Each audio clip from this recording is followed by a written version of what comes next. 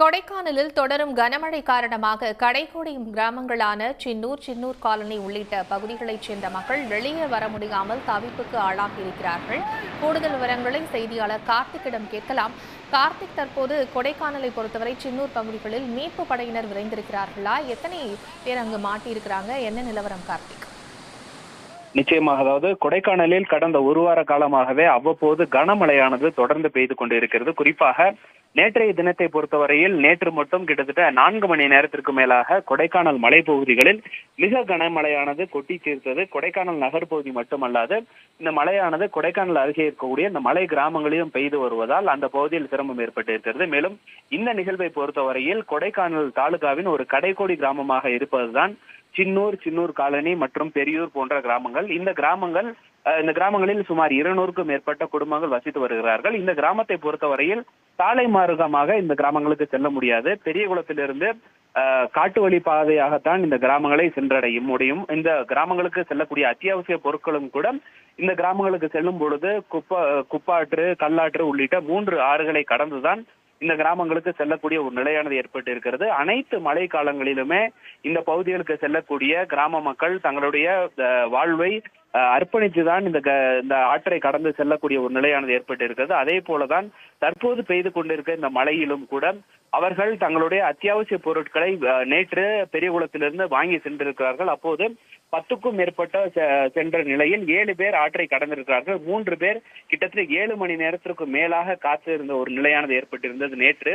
இன்றைய நிகழ்வை பொறுத்தவரையில் இன்றும் கூட அந்த பகுதியில் தொடர்ந்து வெள்ளப்பெருக்கானது ஏற்பட்டு இருக்கிறது.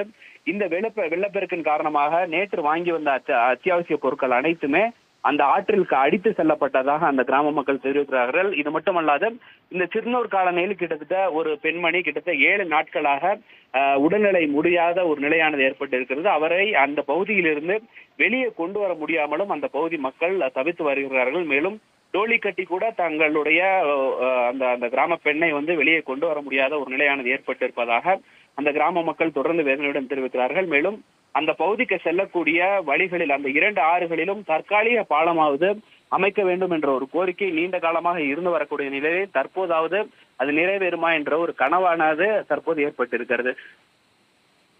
தகவல்களுக்கு நன்றி கார்த்திக்.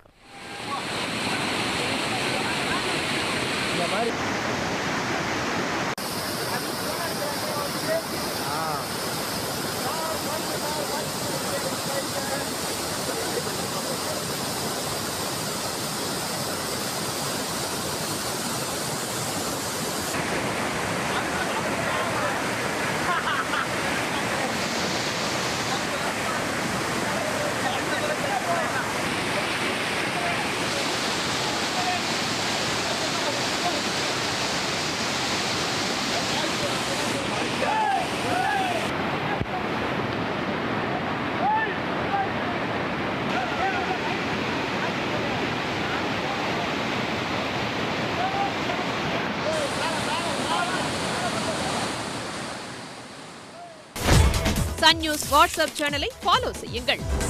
QR கோடை ஸ்கேன் செய்து சன் நியூஸோடு இணைந்திருங்கள்.